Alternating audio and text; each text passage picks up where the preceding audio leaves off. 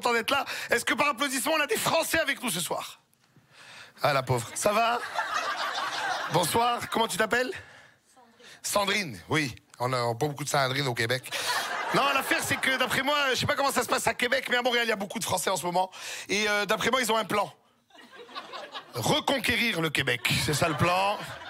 Et je comprends qu'on fasse venir des Français au Québec, c'est des francophones, ils parlent très bien la langue, et ça, c'est très intéressant pour nous. Et je sais pas si tu as remarqué, mais au niveau du service, hein, partout, c'est rendu des Français dans les restaurants, dans les boutiques. Et évidemment, c'est parce qu'il y a une certaine politesse de base. Hein, quand on parle français de France, ils articulent bien des choses et tout, c'est bien. Et aussi, Sandrine, tu vas peut-être confirmer ce que je dis, culturellement, en France, il y a une certaine peur du patronat. Hein, dans le sens où quand le patron dit quelque chose, tu fermes ta gueule, tu vois. Par exemple, le propriétaire d'une boutique va aller voir son employé. Ouais, Marie-Laure, ouais, c'est ça, c'est parce que je sais que tu finis à 6 heures, mais on a comme de l'inventaire à faire, fait que ça va être comme minuit, mais il m'a commandé de la pizza. Oui, je fais simplement appeler mon conjoint. Merci. Oui, allô, chérie? Je pourrais pas être là pour ton anniversaire. Non, c'est ça, le patron m'a demandé de rester. Là, je sais qu'il y en a qui se disent, toi aussi, t'es un esti français avec ton accent de marde? Non. L'accent, c'est juif marocain de Ville-Saint-Laurent.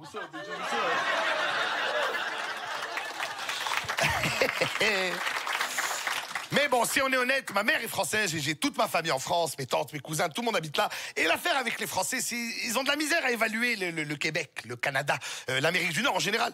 Écoute, mon petit cousin, il est venu faire un échange parce qu'il étudie à Polytechnique pour être ingénieur et toute la famille est très fière de lui. Voilà.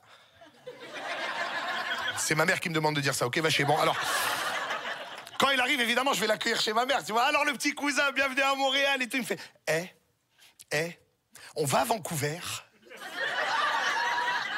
Excuse-moi, quand? Ben là, on prend la caisse, La caisse? C'est 5 jours de voiture, bro, qu'est-ce que tu racontes?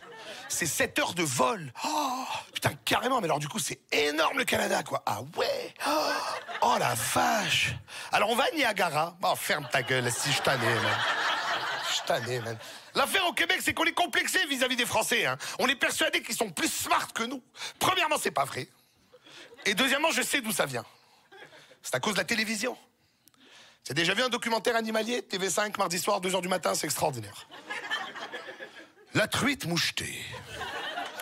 Ce poisson indigène du Canada a élu domicile dans les lacs et rivières de la forêt boréale. Qu'est-ce que tu veux de plus dans une vie, hein? Tu as déjà vu chasse et pêche à RDS? Ah, c'est une belle truite de 3 livres, on l'a sorti avec un rapala, ça a été un beau combat, mais là, on la remet à l'eau. Pas le même niveau, hein. Sinon, qu'est-ce qu'il y a d'autre aussi? Les jeux télévisés, hein. Qu'est-ce qu'on a au Québec? La poule aux œufs d'or. Un jeu où la question la plus difficile du jeu, c'est quand même l'œuf ou l'enveloppe. Et elle a 10 secondes de réflexion, la madame. Avec l'aide du public. Prends une chance, Denise, tabarnak. Sinon, qu'est-ce qu'on a d'autre? La guerre des clans. Un jeu questionnaire où on en a rien à foutre de savoir si t'as la bonne réponse. Parce qu'il y a 50 connards qui sont d'accord avec toi, tu gagnes. C'est quand même extraordinaire, non? En même temps, tu regardes les participants, tu te dis, putain, mais comment ils les ont choisis, ces gens? Bonjour, monsieur, êtes-vous capable de fermer vos souliers? Moi, tant que c'est du velcro, il n'y a pas de trouble. Parfait. Amène ta famille, on va avoir beaucoup de plaisir. Ah non, en France, c'est un autre niveau, mais en France, ça n'a rien à voir. T'as déjà vu Question pour un champion? Faut 16 ans d'université pour être dans le public seulement, c'est de la folie. Et tu le comprends dès le départ, hein, la présentation des candidats, tu le sais que t'as affaire à autre chose. Alors maintenant, voici le tour de Marie-Paul. Marie-Paul, adepte de littérature scandinave et de musique ancienne. Oui, exactement, les Sumériens, les Assyro-Babyloniens, bah tout ça, quoi. Alors, Marie-Paul, vous êtes de Mâcon-Cours, dans les Vosges, la Lorraine, Metz, Dijon, tout ça. Oui, voilà. D'ailleurs, je profiterai pour dire un petit coucou à mes partenaires de club, Béatrice et Marion. Coucou. Alors, Marie-Paul, on cherche un fleuve, vous l'avez? Oui, vous l'avez, c'est parti. On y va. Top, fleuve qui prend naissance dans les Mexiques occidentales à plus de 1000 mètres d'altitude, qui traverse la Pologne avant de se jeter dans la mer Noire près de Gans. Frontière historique entre les Slaves et les Baltes, qui a donné son période de glaciation de l'allemand, la Wichtunkatsit, qu'on appelle aussi la glaciation de Vichel. Je suis. Allez, Marie-Paul, oh. Le Vistule. Et toi, tu es chez toi et tu dis, what the fuck? Je parle français, j'ai rien compris.